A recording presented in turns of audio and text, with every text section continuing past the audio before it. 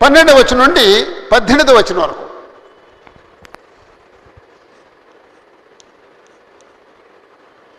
పన్నెండు నుండి 18 వరకు చదువుతావా? ఓకే. 12, 18 నేను చదువుతాను చూడండి. ఉన్నత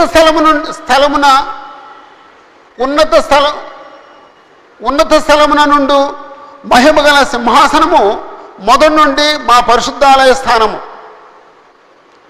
ఇశ్రాయేలుకు ఆశ్రయమా యెహోవా,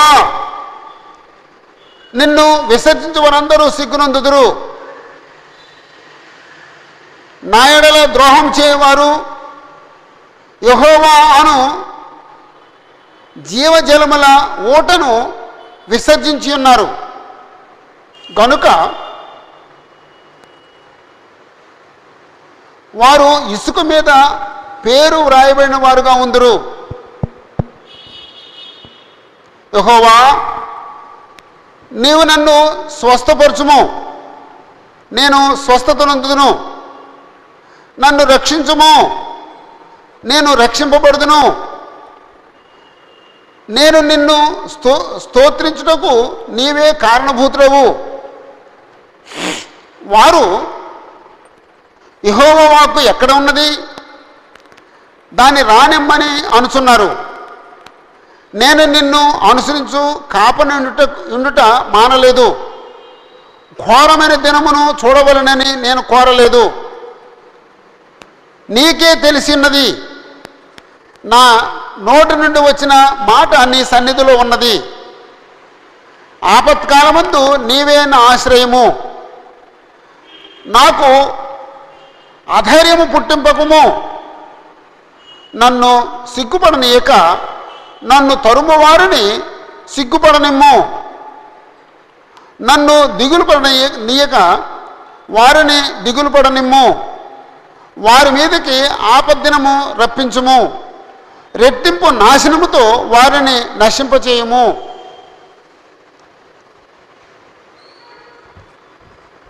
ప్రవక్త ఏదో విజ్ఞాపన చేస్తున్నట్టుగా కనపడుతుందండి.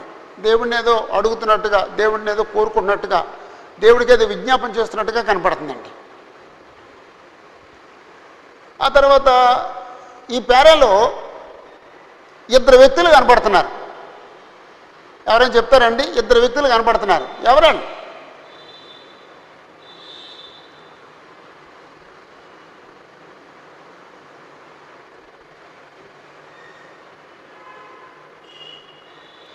నన్ను, నేను, నన్ను, నేను, నేను,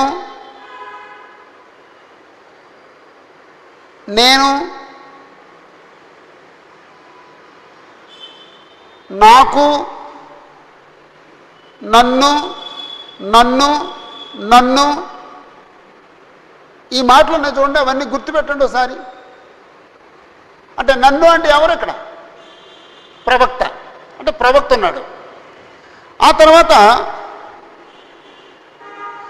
వారు,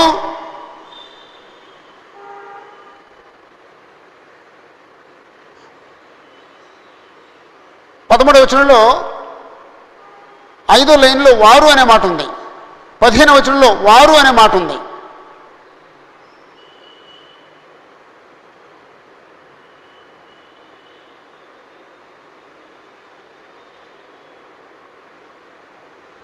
పద్దెనిమిదవ వచనంలో వారిని అనే మాట ఉంది. వారిని, వారి మీదకి, వారిని అంటే నన్ను, నేను, నాకు అనే మాటలు ఉన్నాయి. వారు, వారికి, వారిని అనే మాటలు ఉన్నాయి. వారిని ఎవరు? వారెవరు? వారెవరంటే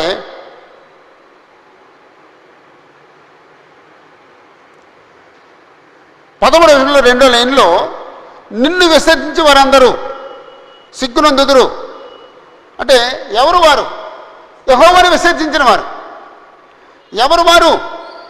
నా యెడల ద్రోహం చేయవారు.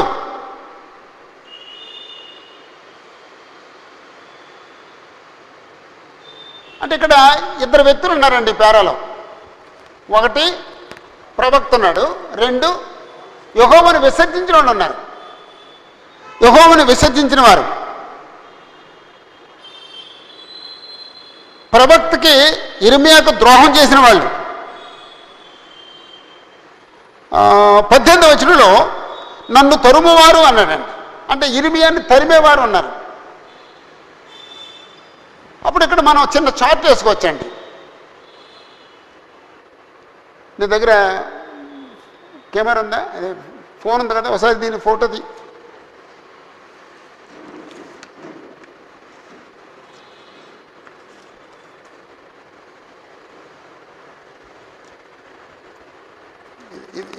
ఇక్కడ నుంచి ఇక్కడ నుంచి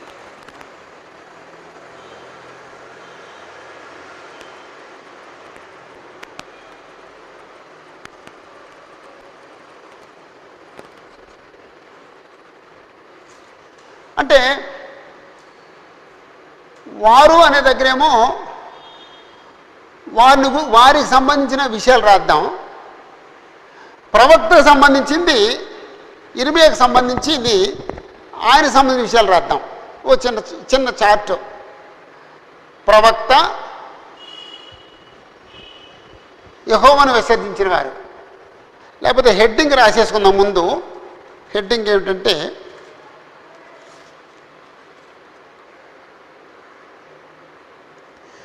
ప్రవక్తకు యెహోవాను విసర్జించిన వారికి గల వ్యత్యాసము.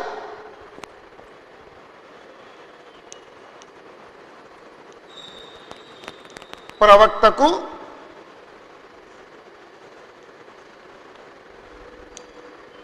యెహోవాను విసర్జించిన వారికి గల వ్యత్యాసము.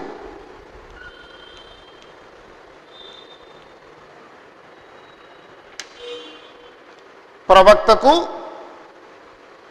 యెహోవాను విసర్జించిన వారికి గల వ్యత్యాసము.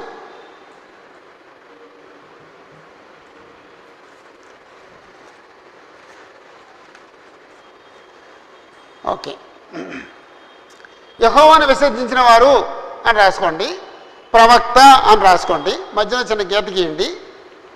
ఆ గీత గీస్తే ఇప్పుడు మనం 12వ వచనం నుంచి చదువుతూ యెహోవాను విసర్జించిన వారికి వారు ఎలాగుంటారో, వారికి ఏమి సంభవిస్తుందో ఆ మాటలు చూద్దాం. 12వ వచనం 13 మధ్య వరకునేమో సంబోధన ఉంది. ఉన్నత స్థలముల నుండి మహిమగల సింహాసనము మొదటి నుండి మా పరిశుద్ధాలయ స్థానము. అక్కడ ఒకటంకేసి క్రింద ఏమన్నాడు చూడండి, మహిమ సింహాసనమా, మొదటి నుండి ఉన్నత స్థలమా, మా పరిశుద్ధాలయ స్థానమా అన్నాడు. అంటే సంబోధన అది. అంటే మొదటి నుంచి కూడా యెరూషలేము దేవాలయం ఎలాంటిదంటే ఉన్నత స్థలముల నుండి మహిమగల సింహాసనం.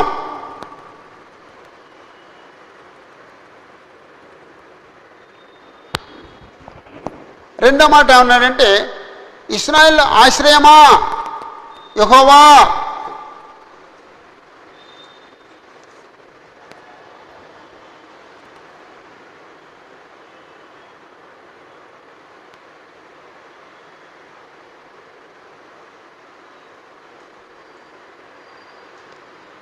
ఇశ్రాయేలుకు ఆశ్రయమా యెహోవా అంతవరకునేమో సంబోధన. సంబోధించిన తర్వాత యెహోవాను విసర్జించిన వారికి వారి గురించి ఏమి రాయిందో చూడండి. నిన్ను విసర్జించే వారందరూ, యెహోవాను విసర్జించే వాళ్ళందరూ ఒకటి సిగ్గునందుదురు,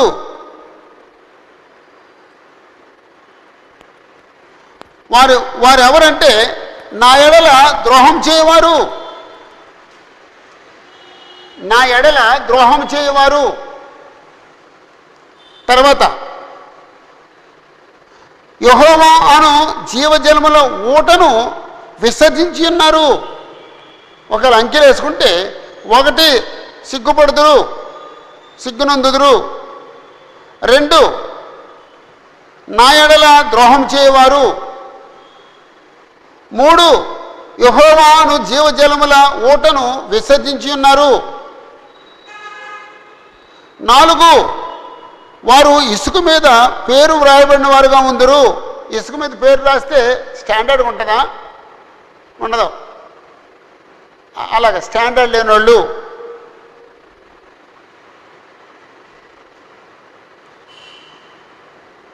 15వ వచనంలో వారు యెహోవా వాక్కు ఎక్కడున్నది,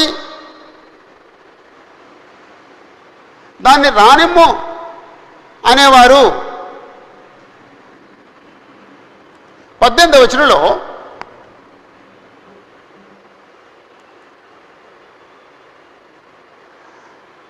నన్ను తరుమువారు సిగ్గుపడనిమ్ము.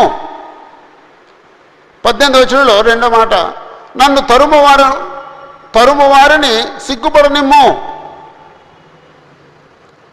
వారిని దిగులు పడనిమ్ము, వారి మీదికి ఆపద్దినము రప్పించుము, రెట్టింపు నాశనముతో వారిని నశింపచేయము. ఇవి యెహోవాను విసర్జించిన వారి గురించిన మాటలు.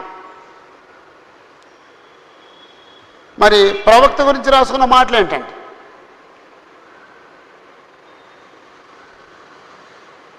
14వ వచనం, యెహోవా నీవు నన్ను స్వస్థపరచుము, నేను స్వస్థత నొందుదును. నీవు నన్ను స్వస్థపరచుము, నేను స్వస్థత నొందుదును. నన్ను రక్షింపుము, నేను రక్షింపబడుదును.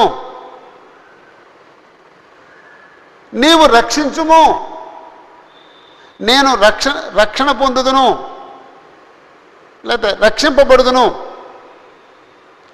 3 నేను నిన్ను స్తోత్రించుటకు నీవే కారణభూతుడవు. నేను నిన్ను స్తోత్రించుటకు నీవే కారణభూతుడవు. 16వ వచనంలో నేను నిన్ను అనుసరించు కాపర్నయుండుట మానలేదు. నేను నిన్ను అనుసరించు కాపరినయుండుట మానలేదు. 16వ వచనంలోనే ఘోరమైన దినమును చూడవలనని నేను కోరలేదు. నాకు తెలిసే ఉన్నది, నా నోటి నుండి వచ్చిన మాట నీ సన్నిధిలో ఉన్నది. నా నోటి నుంచి వచ్చిన మాట నీ సన్నిధిలో ఉన్నదని నాకు తెలిసే ఉన్నది. ఆపత్కాలమందు నీవే నా ఆశ్రయము. 17వ వచనం, ఆపత్కాలమందు నీవే నా ఆశ్రయము. నాకు ఆధైర్యము పుట్టింపకుము.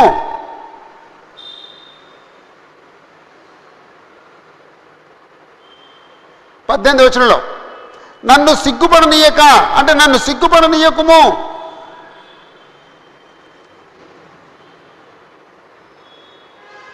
రెండో లైన్లో నన్ను దిగులు పడనీయక, అంటే నన్ను దిగులు పడనీయకుము.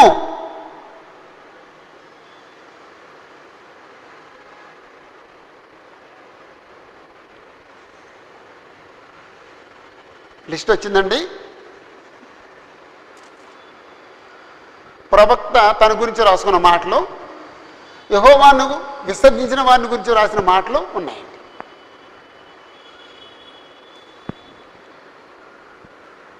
అందుకే నేను ఏం రాశానంటే, ప్రవక్తకు యెహోవాను విసర్జించిన వారికి గల వ్యత్యాసము, మీరు దాన్ని కొంచెం ఎక్కువసేపు ధ్యానించండి, మంచి పాఠం దొరుకుద్ది. యెహోవాను విసర్జించిన వారి గతి ఎలా ఉంటుందో ఆ పేరాలో తెలుస్తుంది. యెహోవాను ఆశ్రయించిన వారి జీవితం ఎలా ఉంటుందో ఆ పేరాలో దొరుకుద్ది. యెహోవాను విసర్జించిన వారికి యెహోవాను హత్తుకున్న వారికి ఉండే వ్యత్యాసాన్ని ఆ పేరాలో చెప్పాడు. సమయం అయిపోతుంది అంచేత కొంచెం ముందుకు వెళ్ళిపోదాం. ఇప్పుడు చదివేది కొంచెం పెద్ద పేర, మీరు సహకరిస్తే ఆ పేర త్వరగా ముగించుకుందాం.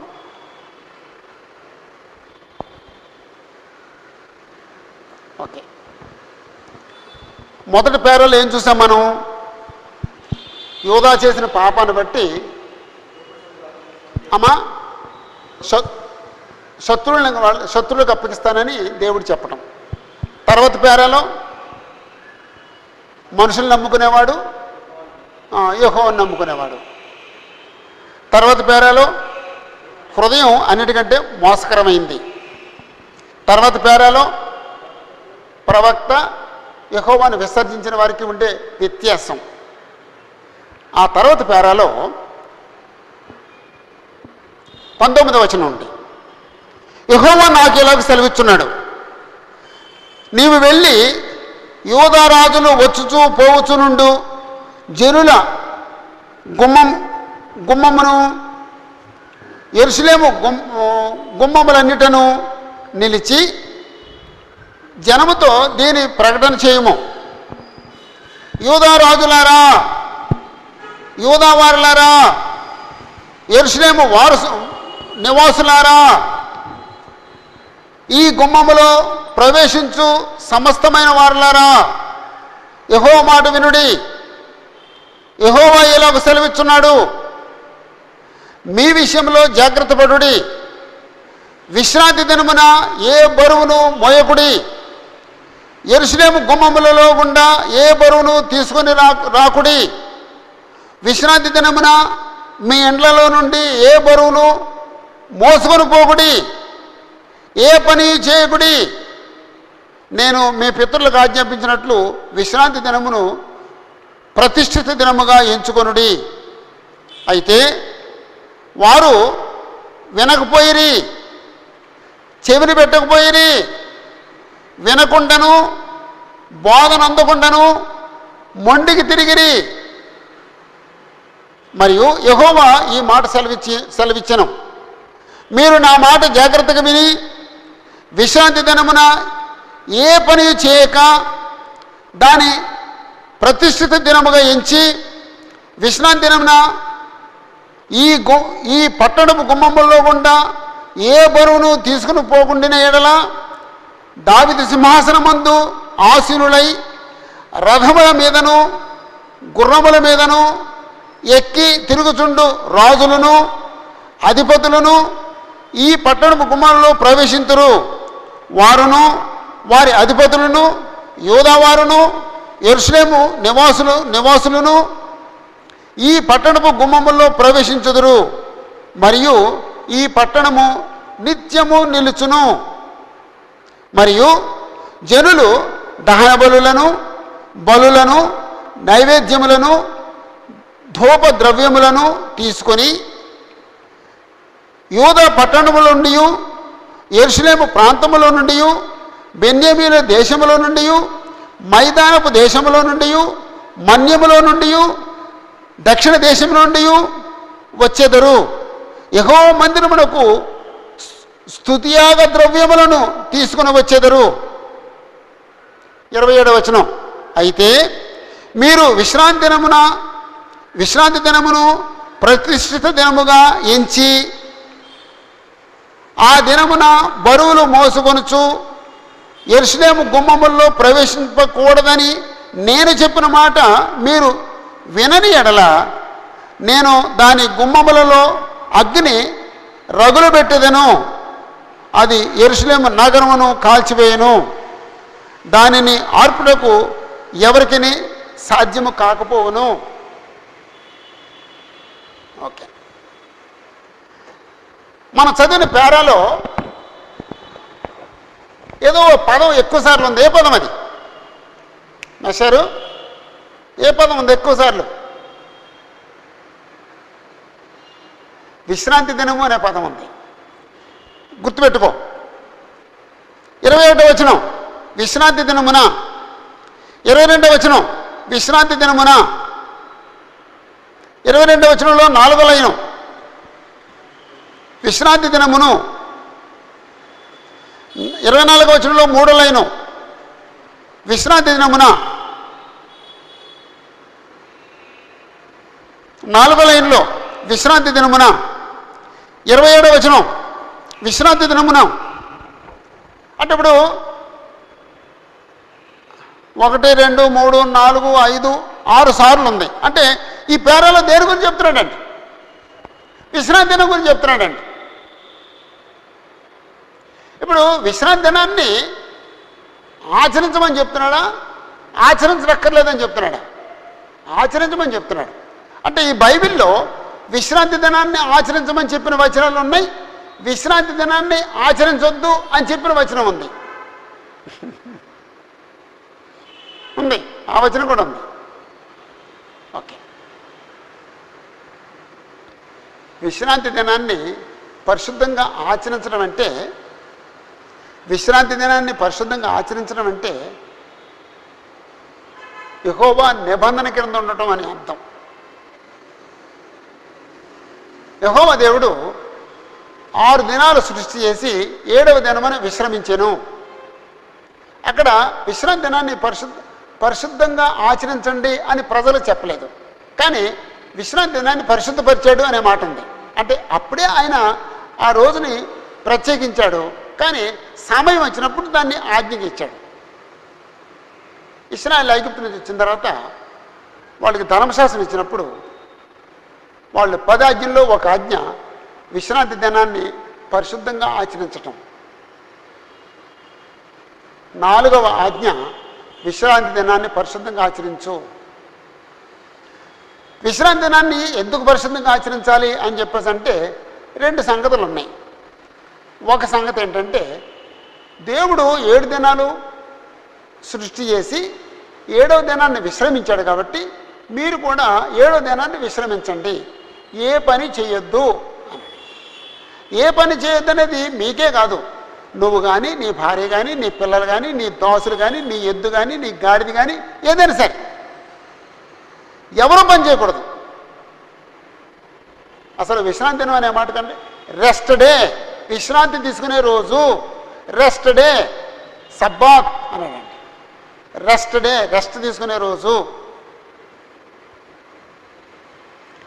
రెండో కారణం ద్వితీయోపదేశకాండంలో చెప్పాడు. రెండో కారణం అదేంటంటే, ఐగుప్తులోంచి విడుదల చేశాడు కాబట్టి విశ్రాంతి దినాన్ని పరిశుద్ధంగా ఆచరించాలి. అంటే విశ్రాంతి దినాన్ని పరిశుద్ధంగా ఆచరించేటప్పుడు 2 సంగతులు మనిషి గుర్తుంచుకోవాలి. యూదుడు ఏం గుర్తుంచుకోవాలంటే, దేవుడని యెహోవా 6 దినాలు సృష్టి చేసి 7వ దినాన్ని విశ్రమించాడు. నన్ను రెస్ట్ తీసుకోమన్నాడు. నేను ఏ పని చేయకూడదు, ఆయన్ని ఆరాధించడం తప్ప. రెండో కారణం, ఐగుప్తులో మేము బానిసత్వం అనుభవించాం, మమ్మల్ని బానిసత్వం నుంచి దేవుడు విడుదల చేశాడు. అది గుర్తు చేసుకుని దేవునికి కృతజ్ఞతాస్తుతులు చెల్లించాలి. అందుకు దేవుడు ఆ దినాన్ని ప్రత్యేకపరిచాడు. బైబిల్లో ఒక మాట ఉంది, నిర్గమకాండం 31వ అధ్యాయం. నిర్గమకాండం 31వ అధ్యాయం 12వ వచనం నుండి 17వ వచనం వరకు దయచేసి అందరూ వేసుకోండి. నిర్గమకాండం 31వ అధ్యాయం 12వ వచనం నుండి 17వ వచనం వరకు నేను 2 మాటలు చెప్తాను. 13వ వచనం చూడండి. నిజముగా మీరు నేను నియమించిన విశ్రాంతి దినములను ఆచరింపవలెను, విశ్రాంతి దినాన్ని ఆచరించండి అన్నాడు.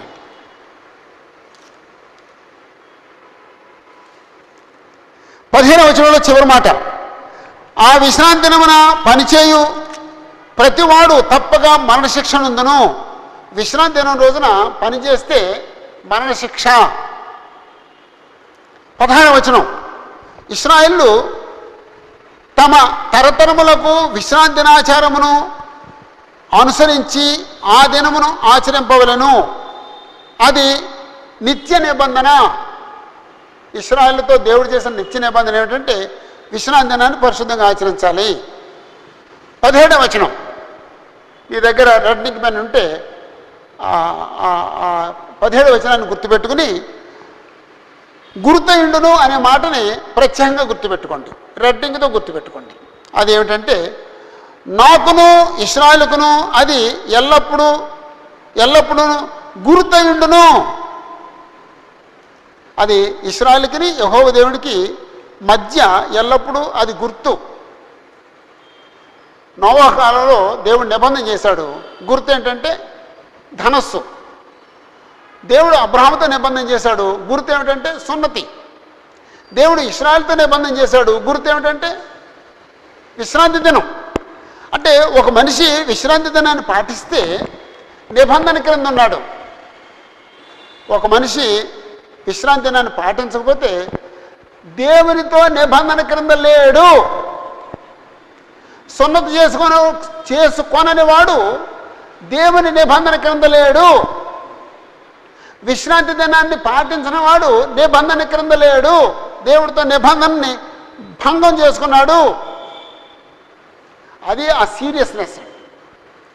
కానీ మనుషులు ఏమయ్యారంటే మనుషులు వ్యాపకాలు ఎక్కువ పెట్టేసుకున్నారు, వ్యాపారాలు పెంచేసుకున్నారు. ప్రతిరోజు వ్యాపారం చేయకపోతే కుదరదు, అంచేత విశ్రాంతి అయిన రోజు కూడా వ్యాపారం చేస్తారు. అలాగా మనుషులు దేవుని విడిచిపెట్టేసి బిజీ అయిపోవటం వల్ల విశ్రాంతి దినాన్ని మామూలు రోజుగా గడిపేయటం ప్రారంభించారు. ఈరోజు కూడా ఆదివారం దేవుడిని ఆరాధించడానికి దేవుడు ప్రత్యేకించిన రోజు. కానీ మనుషులు ఏం చేస్తున్నారండి, ఆదివారం రోజున అమ్మాయి పెద్ద మనిషి అయిందని ఫంక్షన్ పెడుతున్నాడండి. ఆదివారానికి ముందు రోజు శనివారం ప్రోగ్రాం పెట్టుకుంటూ కూడా తప్పే, సోమవారం ప్రోగ్రాం పెట్టుకుంటూ కూడా తప్పే. సోమవారం పెళ్లి పెట్టుకున్నావు, ఆదివారం ఏం చేస్తావు? ఆదివారం అంతా నువ్వు దాని గురించి యెహోవా గురించి ఆలోచించు,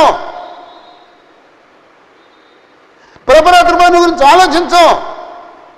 ఆరాధనకి వెళ్ళడానికి నీకు సమయం ఉండదు. ఆదివారం అంతా నువ్వు బజారు పనులు చూసుకుంటావు, ఈ పనులు ఆ పనులు ఈ పనులు చేసుకుంటావు. సోమవారం పెళ్లి ఉంది కాబట్టి. శనివారం పెళ్లి పెట్టుకున్నావు, శనివారం ఈ పనులన్నీ చూసుకుని అలసిపోయి ఆదివారం ఆరాధనకి వెళ్ళకుండా పడుకుంటావు. అసలు దేవుడు మన మనసులో లేడు. దేవుణ్ణి ఆరాధించడం అనేది మన మనసులో లేదు. మనుషులు కృత్రిమంగా తయారైపోయారు. ఇప్పుడు చెప్పినా ఎవరు సహించరు. నేను ప్రసంగాలు కాబట్టి చెప్పేశాను. రేపు పొద్దున ఎప్పుడన్నా మీరు సోమవారం పెళ్లి పెట్టుకుంటే, బ్రదరు సోమవారం పెళ్లి పెట్టుకున్నారండి, ఆదివారం మీరు ప్రశాంతంగా దేవుణ్ణి ఆరాధించలేరంటే నన్ను పిచ్చోళ్ళ చూస్తారు. ఎవరు చెప్పినా వాడు పిచ్చోడే మీ దృష్టిలో. ఈరోజు ఏదో ప్రసంగంలో కాబట్టి చెప్పేశాను నేను. దేవుడికి మనం ఇచ్చేది లీస్ట్ ప్లేస్. దేవుడికి ఏ స్థానం ఇవ్వాలి? మనం హైయెస్ట్ ప్లేస్ ఇవ్వాలి, మొదటి స్థానం ఇవ్వాలి. కానీ లీస్ట్ ప్లేస్ ఇస్తామండి. మిగిలిన వాటి అన్నింటికీ మొదటి స్థానం ఇస్తాం మనం, దేవుడికి తప్ప, దేవుని యొక్క వాక్యానికి తప్ప, దేవుని చిత్తానికి తప్ప. ఇప్పుడు కూడా అలాగే ఉందండి. వ్యాపారాలు పెంచేసుకుని పొలాలు పెంచేసుకుని పనులు పెంచేసుకుని ఏం చేస్తున్నామండి? ఆదివారం కూడా దేవుణ్ణి ఆరాధించిన సమయం లేని దుస్థితికి వెళ్ళిపోయామండి. 10 గంటలకు ఆరాధన, నీకు కొంచెం ఎర్లీగా లేవాలి, స్నానం చేయాలి, గడ్డం చేసుకోవాలి, తలస్నానం చేయాలి, మంచి బట్టలు వేసుకోవాలి, ప్రార్థన చేసుకోవాలి, ఓ పావుగంట ముందు దేవుని సన్నిధికి వెళ్ళిపోవాలి. లేస్తామా? లేవు, సిద్ధపడం, దేవుని సన్నిధికి ముందు వెళ్ళాం, వెళ్ళొచ్చులే, అరగంట లేటుగా, గంట లేటుగా, కొంత దౌర్భాగ్యమేడు. ప్రభురాత్రి పోయిన ముందు వచ్చి ఆ ప్రభురాత్రి తీసుకుని వెళ్ళిపోయే దౌర్భాగ్యం కూడా ఉంది మనకి. రావద్దు అసలు దేవుని సన్నిధికి. నువ్వు కావలసిన సాయంకాలం రా. 12 గంటలకు వచ్చి లాడ్సప్ తీసుకెళ్ళటం అది ధర్మం కాదు. అంత బిజీ అవ్వద్దు, అంత బిజీ అవ్వద్దు. ఈరోజు అందరూ ఏడుస్తున్నారండి. నువ్వు హాస్పిటల్లో పడుకున్నావు, ఏమైంది నీ బిజినెస్, ఏమైంది నీ బిజినెస్, ఏమైంది నీ సంపాదన? హాస్పిటల్లో పడుకున్నావు. కానీ ముందే దేవునికి మొదటి స్థానం ఇస్తే నువ్వు హాస్పిటల్లో పడుకోవాల్సిన అవసరం నీకు రాదు. ఇప్పటికైనా అర్థమైందా మనకి?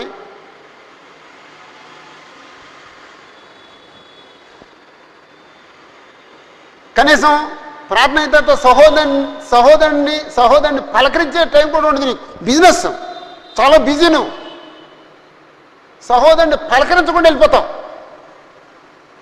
సహవాసమందును ఆ మొక్క లేదు అక్కడ, అపోస్తలుల బోధ యందును సహవాసమందును, అంటే సహోదరుడితో సహవాసం కూడా లేకుండా అంత బిజీ.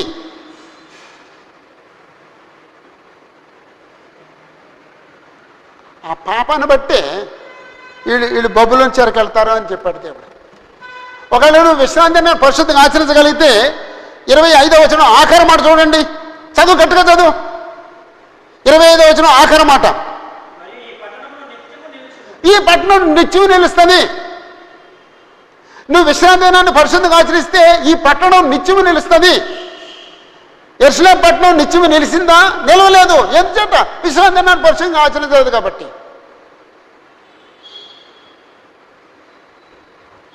ఇది ఈ పేరాలో ఉన్న బోధ. దీన్ని నేను చాలా బ్రేకులు చేసి ముక్కలు చేసి ప్రిపేర్ చేశాను. నేను చదువుతాను, దయచేసి మీరు త్వరగా రాసుకుంటే ట్రై చేయండి. ఓకే. 19వ వచనంలో యెహోవా నాకేలోకి సెలవిచ్చి ఉన్నాడు, నీవు వెళ్ళి యూదా రాజులు, లేకపోతే స్థలం ఏది ఎక్కడ? గుమ్మాల దగ్గర అన్నాడు.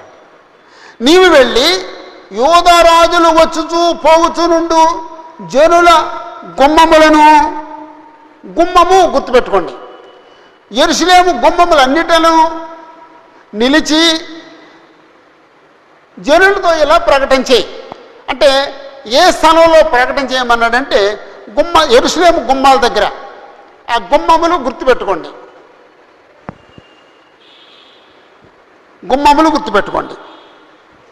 అప్పుడు ఏం చేయాలి అంటే ప్రకటన చేయాలి. 20వ వచనంలో ఎవరితో ప్రకటన చేయాలి? 4 వ్యక్తులు చెప్పాడండి.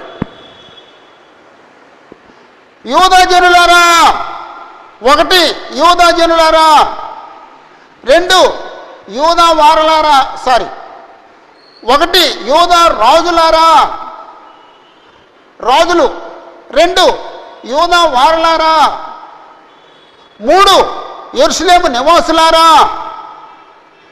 4 ఈ గుమ్మములో ప్రవేశించు సమస్తమైన వారులారా. యెహోవా మాట వినండి. ఈ 4 చెప్పాడు. రాజులు, యూదావారు, యెరూషలేము నివాసులు, ఈ గుమ్మంలో ప్రవేశించేవారు సమస్తమైన వారు. 4 చెప్పాడండి.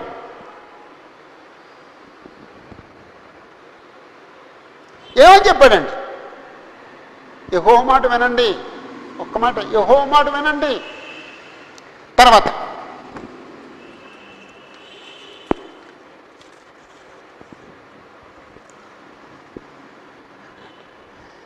ఏం చెయ్యాలని చెప్పాడు, లేకపోతే ఏం చేయకూడదని చెప్పాడు.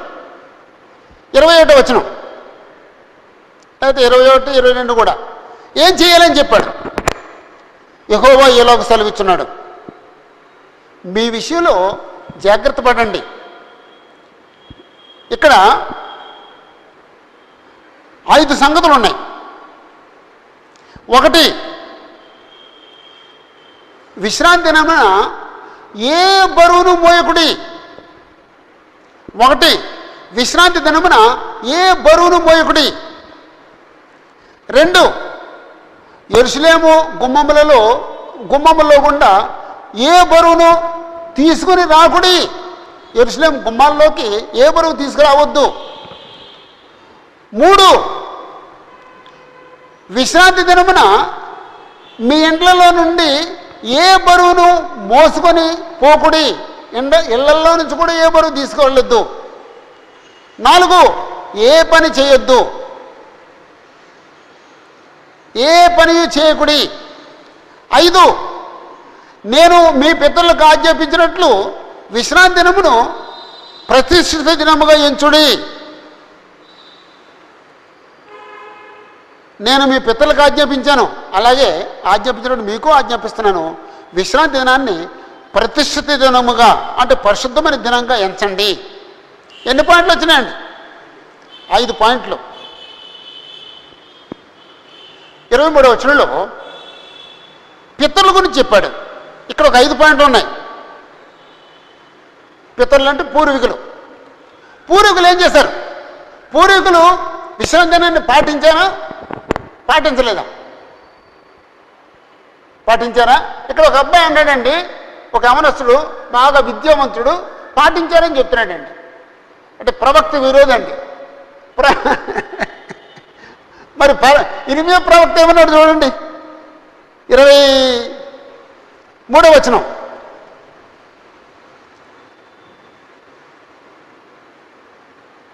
వారు వినకపోయిరి, చెవిని పెట్టకపోయిరి, వినకుండాను బోధన అందకుండాను మొండికి తిరిగిరి. విన్నారా, వినలేదా? ఆచరించారా, ఆచరించలేదా? ఇంతకుముందు ఆచరించారు అన్నాడు, ఇప్పుడు ఆచరించలేదు అన్నాడండి. ఇశ్రాయేలీలు విశ్రాంతి దినాన్ని పరిశుద్ధంగా ఆచరించలేదు. ఈరోజు క్రైస్తవులు కూడా ప్రభు దినాన్ని నిర్లక్ష్యం చేస్తున్నారు. మాకు కొంతమంది ఉన్నారండి, 10 గంటలకు ఆరాధన, 10:45 వస్తారండి. వాళ్ళు 7 సంవత్సరాల నుంచి అలాగే వస్తున్నారండి. వాళ్ళు ఇంకా మారు మనసు పొందరండి. వాళ్ళు ఎన్నటికీ మారు మనసు పొందరండి. ఎన్నటికీ మారు మనసు పొందరండి. అంతే అంతే. ఇలాంటి భయంకరమైన సంగతులు చాలా ఉన్నాయండి, చాలా ఉన్నాయండి. వారు మారు మనసు పొందరు. నేను ఒకసారి అడిగాను, ఒక మనిషి ఎప్పుడైనా ఆరాధనకు ఆలస్యంగా వస్తే ఎన్నిసార్లు రావచ్చు? ఎన్నిసార్లు రావచ్చు?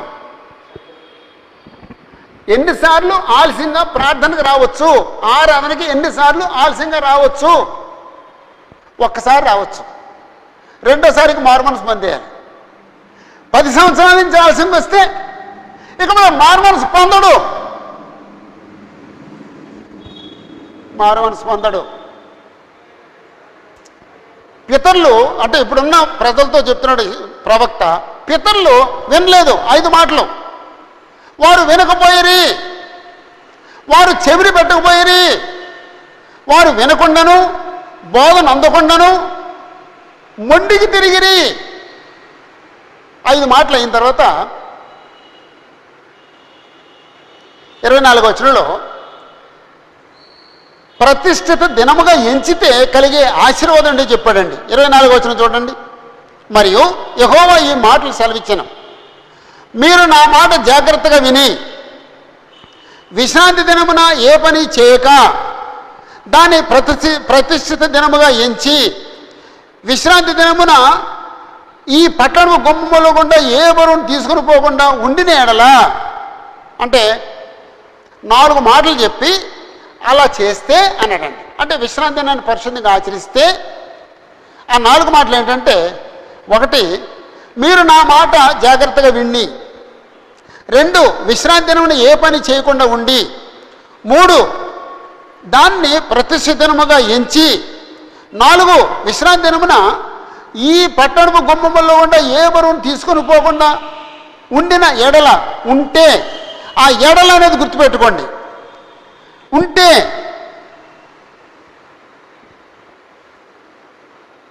దేవుడిచ్చే ఆశీర్వాదం ఏంటో చెప్తున్నాడండి.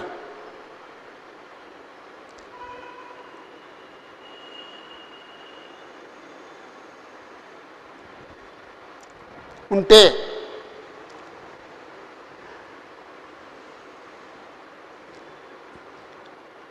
దావీదు సింహాసనమందు ఆసీనులై రథముల మీదను గుర్రముల మీదను ఎక్కి తిరుగుతుండు రాజులను, ఒకటి రాజులను. ఆ రాజులు ఎవరంటే దావీదు సింహాసనమందు ఆసీనులై రథముల మీదను గుర్రముల మీదను ఎక్కి తిరుగుతుండు రాజులు. రెండు అధిపతులను. ఈ పట్టణ గుమ్మములో ప్రవేశించురు. ఒకవేళ మీరు ధర్మశాస్త్రాన్ని లేకపోతే విశ్రాంతిని పరిశుద్ధంగా ఆచరిస్తే రాజులు అధిపతులు గుమ్మాల్లో ప్రవేశిస్తారు. ఒకవేళ ఆచరించకపోతే ఆ రాజులు ఉండరు, అధిపతులు ఉండరు, ప్రజలు ఉండరు. అప్పుడు ఎవరెవరు ప్రవేశిస్తారో చెప్తున్నాడండి. ఒకటి రాజులను లేకపోతే వారును, రెండు వారి అధిపతులను, మూడు యూదావారును, నాలుగు యెరూషలేము నివాసులను ఈ పట్టణ గుమ్మాల్లో ప్రవేశించుదురు. ఎంత సింపుల్గా చెప్పాడు చూడండి. మీరు విశ్రాంతి అన్నాను పరిశుద్ధంగా ఆచరిస్తే మీరు గుమ్మాల్లో వెళతారు, ఇంకా ఆచరించకపోతే గుమ్మాల్లో వెళ్ళరు. గుమ్మాల్లో వెళ్ళడం అనేది ఆఖరిని చెప్పాడు. నేను కొంచెం ముందు తీసుకొచ్చి చెప్తున్నాను. అంటే విశ్రాంతి అన్నాను పరిశుద్ధంగా ఆచరించడం అంత ముఖ్యమైంది.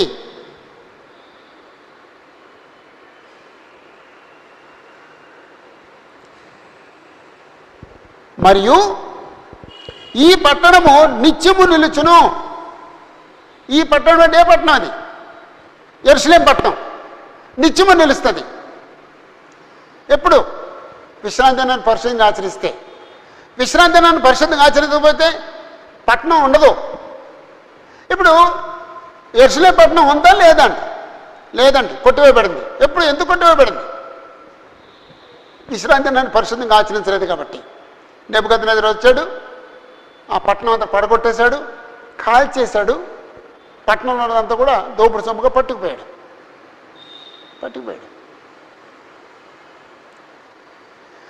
రైట్. యెరూషలేము లేకపోతే విశ్రాంతి దినాన్ని పరిశుద్ధంగా ఆచరిస్తే యెరూషలేము పట్టణం ఉంటుంది. ఇవన్నీ దేవుని యొక్క సన్నిధి తీసుకొస్తారు. అంటే ఏమేమి తీసుకొస్తారు, జనులు ఏమేమి తీసుకొస్తారో చెప్పాడండి. 7 సంగతులు చెప్పాడండి తీసుకొచ్చేవి.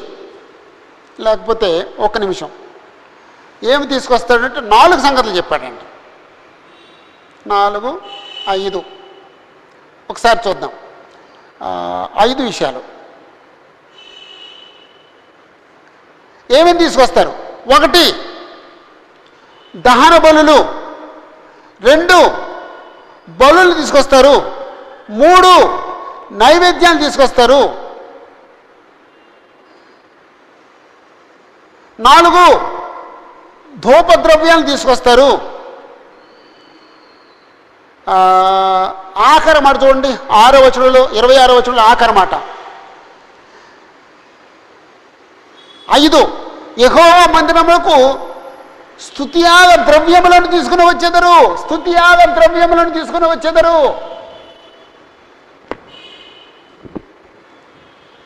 ఏం తీసుకొస్తారు?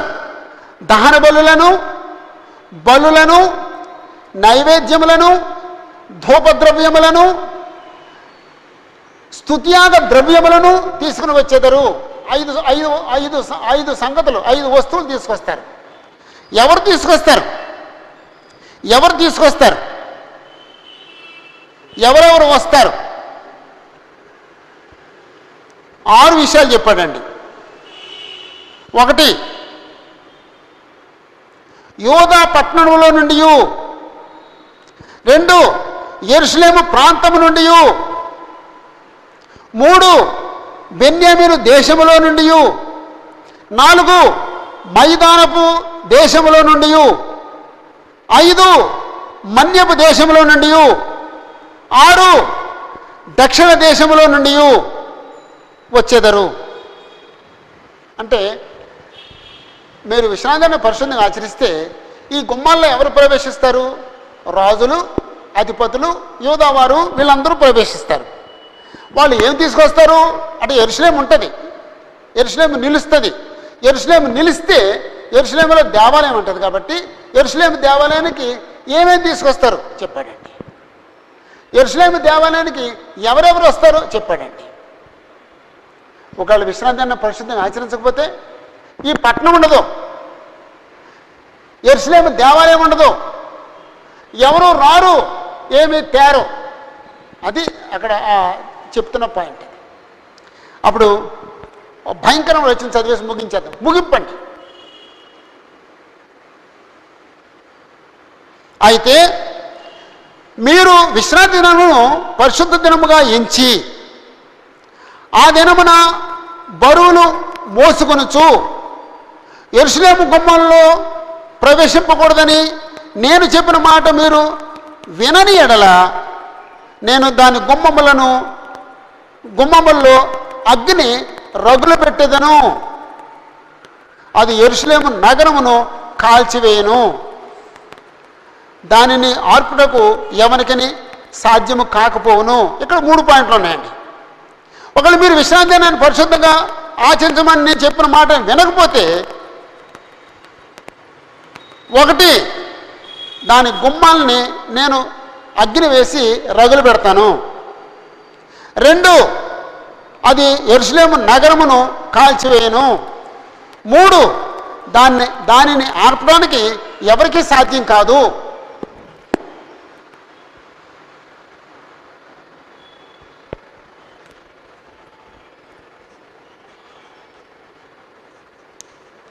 పంతొమ్మిది 26 వచనాలు.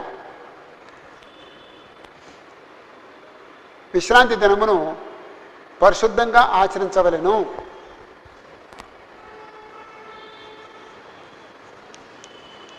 విశ్రాంతి దినమును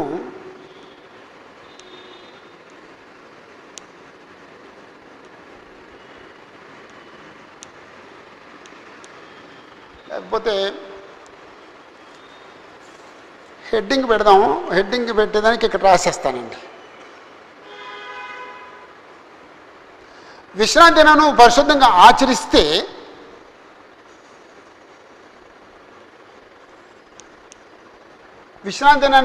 ఆచరిస్తే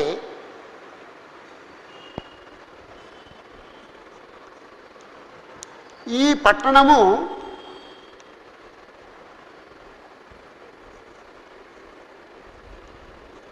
నిత్యము నిలుచును.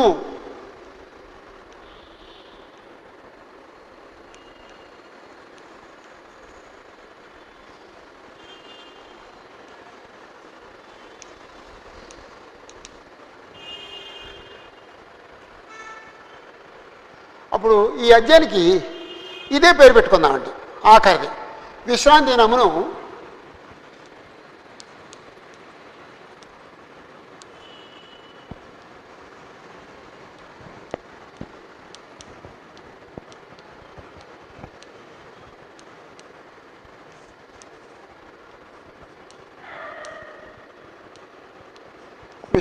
పరిశుద్ధంగా ఆచరిస్తే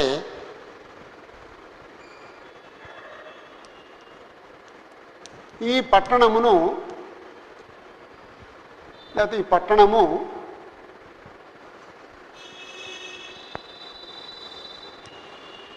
నిత్యము నిలుచునని దేవుడు చెప్పుట.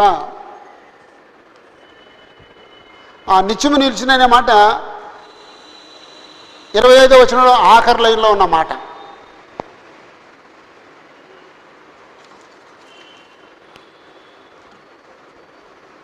ఓకే, యోధావారు చేసిన పాపాన్ని బట్టి లేకపోతే యోధావారు చేసిన పాపాన్ని బట్టి దేవుడు దోపుడు సొమ్ముగా అప్పగిస్తానని చెప్పటం. నరులను నమ్ముకుంటున్నావా, యెహోవాను నమ్ముకుంటున్నావా? హృదయం అన్నిటికంటే మోసకరమైంది. ప్రవక్తకు యెహోవాను విసర్జించిన వారికి గల వ్యత్యాసం. విశ్రాంతి దినాన్ని పరిశుద్ధంగా ఆచరిస్తే ఈ పట్టణం నిలుస్తుంది అని చెప్పటం. యోధావారు చేసిన పాపాన్ని బట్టి దోపుడు సొమ్ముగా అప్పగించబట్టం. ఎవరైనా సరే ఎప్పుడైనా సరే పాపం చేస్తే దోపుడు సొమ్ముగా అప్పగించబడతారు. నరులు నమ్ముకుంటున్నామా, యెహోవాను నమ్ముకుంటున్నామా? నరులు నమ్ముకున్నవాడు శాపగ్రస్తుడు, యెహోవాను నమ్ముకున్నవాడు ధన్యుడు. యెహోవాను నమ్ముకుందాం. హృదయం అన్నిటికంటే మోసకరమైంది. మన హృదయం మోసకరమైనదిగా ఉందా, హృదయం పరిశుద్ధంగా ఉందా? మన సంపాదన యథార్థమైన సంపాదన. అక్కడ వాడిన పదం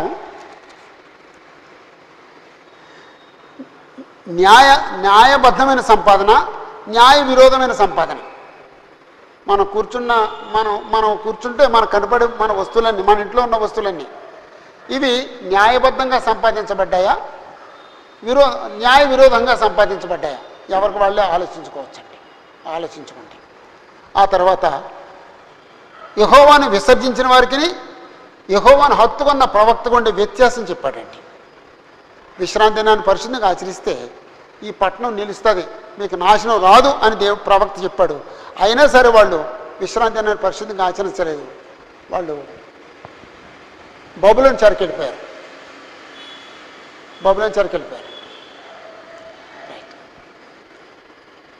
శ్రద్ధగా ఓపికగా వాక్యం అన్నందుకు మీకు అందరికీ వందనాలు చెల్లిస్తున్నాను. మీరు జాగ్రత్తగా, అంటే కొంచెం స్పీడ్ అయ్యింది, తప్పదు. అంచేత మీరు కొంచెం ఇప్పుడే చదివేసేయండి. ఇప్పుడు మీరు వెంటనే భోంచేయరు కాబట్టి, ఇంకా టైం ఉంది కాబట్టి ఇప్పుడు మరలా ఒకసారి చదివేసేయండి. ఆ నోట్స్ క్లియర్గా రాసుకోండి. అప్పుడు మీ మనసులోంచి పోదు. మీకు ఈ వేళ్ళలోనే చదివేసేయండి.